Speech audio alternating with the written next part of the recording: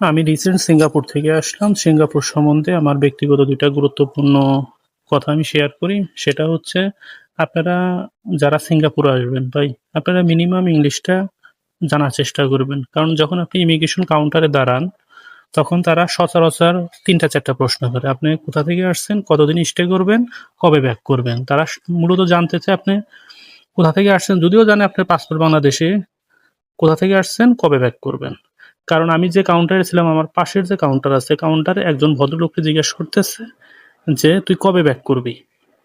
সে উত্তর না দেয়, মানে সে বুঝতেছে না, সে ব্যাটকাইতেছে। পরে ওই মহিলা যে অফিসার, সে বিরক্ত হয়ে বলতেছে, "হ্যাপি বার্থডে টু ইউ।" এটার মানে জানোস?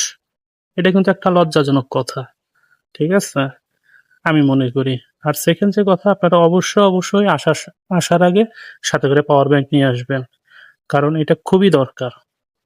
যখন সিঙ্গাপুরে আসবেন তখন বুঝতে পারবেন যে পাওয়ার ব্যাংকটা কতটা দরকার। পাওয়ার ব্যাংক আর হচ্ছে ছাতা।